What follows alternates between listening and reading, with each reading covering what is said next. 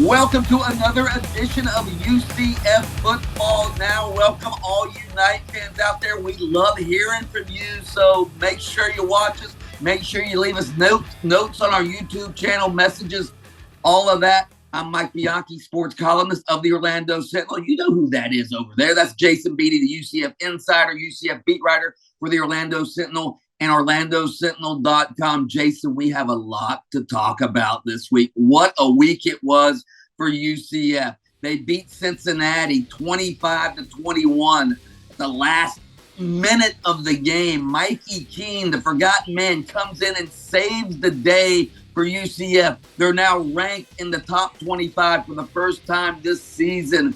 Jason Beede, how big of a win was that against Cincinnati on Saturday at the Bounce House?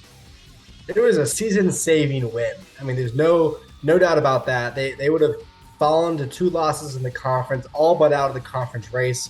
Who knows what would have happened from there? They maybe could have gone down a slippery slope. I mean, you just don't know. So that is a massive win for this season alone, but a massive win, recently for this program. They hadn't beaten Cincinnati since 2018. That was the last time. They also beat a top 25 opponent. They become bowl eligible with that win as well. So it's a season-saving win, and it's a statement-making win for UCF.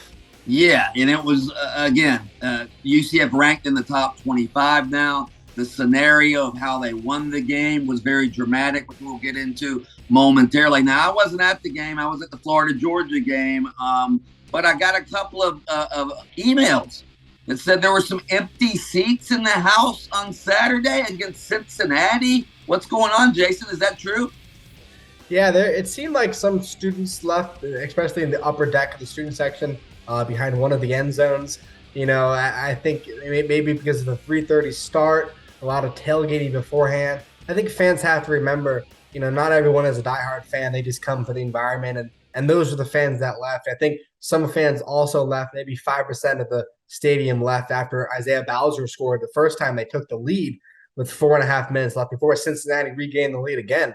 There were 3 lead changes in the final 5 minutes. So, look, I still think it was still 80% full. It was still rocking when RJ Harvey scored with 48 seconds left or whatever it was when they regained the lead for the final time. But yeah, some fans left, and maybe that's just because they didn't think UCF would win. I mentioned last week after the East Carolina loss, obviously everybody distraught, downtrodden. UCF Knight Nation was grumbling about the quarterback, John Rice Plumlee. They were grumbling about Coach Malzahn. Now, all of a sudden, Jason, dare we say UCF is once again the front runners to win the ACC championship? Yeah, I mean, I think Tulane is still, that's still a tough game for them to travel to New Orleans. They're a top 25 team as well. Cincinnati is still in the mix. I mean, Houston is slowly coming up as well. Of course, having that one conference loss already, remaining at that level is massive for UCF to stay in contention. But beating Tulane in a couple of weeks is key. And I think it's also important to remember Cincinnati and Tulane meet in the final week of the regular season. So that could have a lot of factors as well. But I think UCF, if Mikey Keene continues to play at the level he's at, or whatever happens at the quarterback spot moving forward, if UCF remains winning, then absolutely they should be considered the favorite.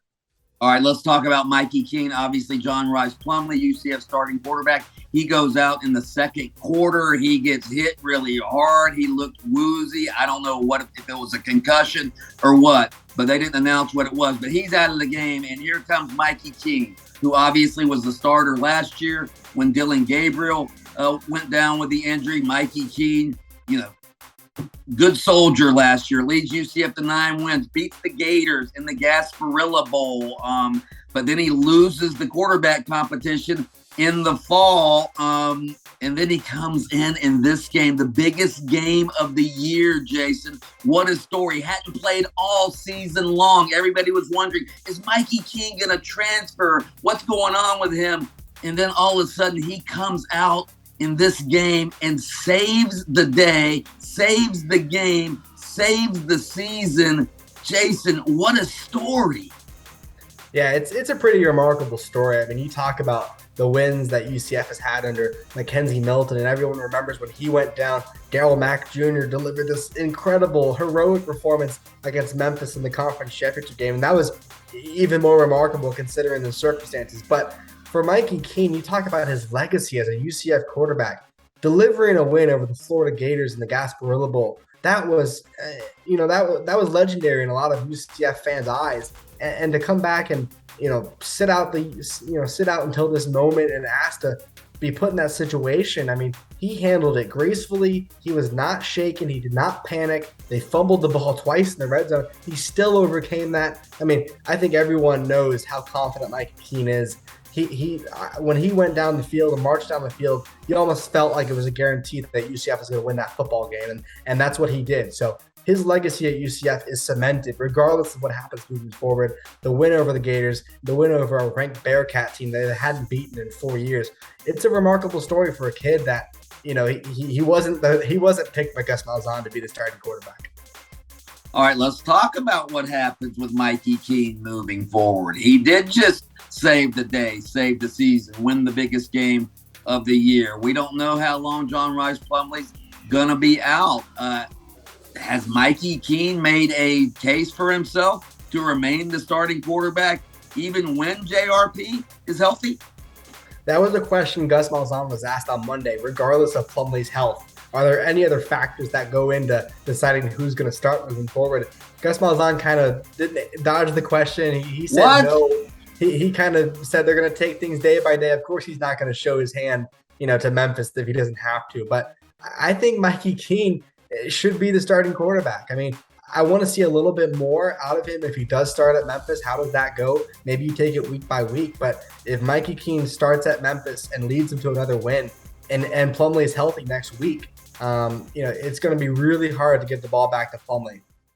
Yeah, it's going to be interesting to see what happens. And obviously right now, UCF, if they can run the table, Jason, and that's a big if, but they're ranked now in the top 25. We all know that the highest ranked group of 5 team gets to go to the Cotton Bowl. If UCF can run the table, they can still get that New Year's Six bowl bid and get to the Cotton Bowl, can't they? They absolutely can. And I was surprised a little bit to see them ranked in the top 25 AP poll and coaches poll. Now, of course, the College Football Playoff Committee drops their first rankings this week. I would be surprised if the committee has UCF ranked. Of course, if they keep winning, they will be ranked by the committee. But I find that the AP poll sometimes tend to be a bit reactive. I know there was a voter in Texas that had them at 18. I personally don't have a vote. I know our own Matt Rochelle does. I believe he had them at 24. I know they beat a top 25 team at home. Maybe voters just really seem to enjoy what UCF looked like with Keene leading the team. Brett Yormark, new Big 12 commissioner. He was in Orlando last week visiting UCF. We talked about it on last week's show. All right, so countdown to the Big 12. We're at 242 days and counting, I believe. Again, Yormark in town last week. Well, over the weekend, big news coming out of the Big 12. Actually, it's not coming out of the Big 12 yet, but it's being reported that the Big 12 has signed a huge new TV deal with ESPN and Fox that's going to essentially pay every member school $31 million in just TV money alone. Total revenue for each member will be upwards of $50 million. UCF makes about $6 or $7 million now in the American Athletic Conference. By my math, that's about a $43 million raise for UCF once they join the Big 12 with this new TV deal. Jason, that is a huge, impactful TV deal for UCF and the Big 12, is it not? Yeah, Mike, you mentioned previously journalists should avoid doing math, but I'm going to have to confirm with you there. That is a big deal for UCF moving forward. You talk about what Terry Mahaja wants to do to the stadium and upgrades to the athletics village and paying coaches like Travis Williams and Kenny Martin and retaining coaches in all of the other sports, let alone football. It is a massive deal. I mean, that was the biggest thing. You talk about, I remember George O'Leary used to say, as you famously have written multiple times, there are teams in the Power 5 that would just collect checks. I mean, you always wondered what UCF could do with that Power 5 money, and we're going to find out. I will say it's important to remember that the first 2 years in the Big 12, UCF won't be getting that $50 million check. That's because the current TV contract goes through the 24th season. All four new schools are going to be getting about $18 million and then $19 million in the first and second year. But 2025 and beyond through 2030 is when reported the deal goes through. They're going to be getting $50 million or so from the media rights alone. So it's massive. It's a game changer for UCF. And I think that deal itself, you look at what Yormark's done as a commissioner in a short amount of time, it's impressive to get that deal done. And I know UCF fans, Jason, can you confirm this, that UCF fans really feel bad for USF because they're not going to be cashing a similar check moving forward? Oh, yeah. This is the world's smallest violin right here. I'm sure UCF fans are really, really feeling down in the dump for the Bulls and everything that happened with the Big East way back when. So, no, UCF fans are thrilled they're going to be getting the check. And look, you mentioned USF. I think in this new TV deal, you look what the ACC TV deal is, one of the worst in the country. UCF might be making more in media rights, more than Miami and FSU because of the ACC's awful deal. So it's a big change for UCF. Yeah, maybe now Miami will schedule UCF, or maybe UCF should go, nah, we're not going to schedule you, Miami. You don't make enough money to be in our league. Wow. All right, let's do a little rapid fire, shall we? Let's start off with the Memphis game coming up. Is this a trap game, Jason Beede? Yeah, that was the question heading into East Carolina. I said no. I do believe in trap games. I think this is more of a trap game than the ECU game. Memphis is 4-4. They're coming off a bye week. They lost in double overtime or 4 overtimes, whatever it was, to East Carolina. They've lost a couple close games. They've been up and down. They've lost 3 in a row coming off a bye week. I think this is a trap game for sure. Mike, do you find it ironic that the college football game day crew, outside of Reese Davis, I will give credit to Reese Davis, they all picked Cincinnati to beat UCF? Is that ironic considering what might have happened had, maybe UCF would have gotten game day? Yeah, if game day had been in Orlando and UCF had beaten East Carolina, I don't think there's any way Corso is going to pick against UCF, his hometown team. But you can understand that. I mean, that was a terrible, terrible performance against East Carolina. Nobody expected that, so I can understand that. And plus, Cincinnati had UCF's number. But yes, it is sort of ironic. Speaking of that terrible performance against East Carolina, Jason, UCF played so bad in that game. You would have thought that East Carolina maybe had UCF signals, or maybe they had a playbook or something. And come to think of it, Jason, there are some rumors and rumblings out there that East Carolina there was some clandestine stuff going on behind the scenes with East Carolina and UCF. Did East Carolina cheat, Jason?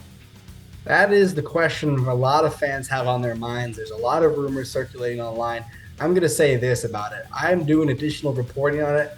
We haven't confirmed, anything yet. UCF has yet to make a comment as of Monday. So, look, I don't know. I think regardless of what happened, you still have to play defense against East Carolina.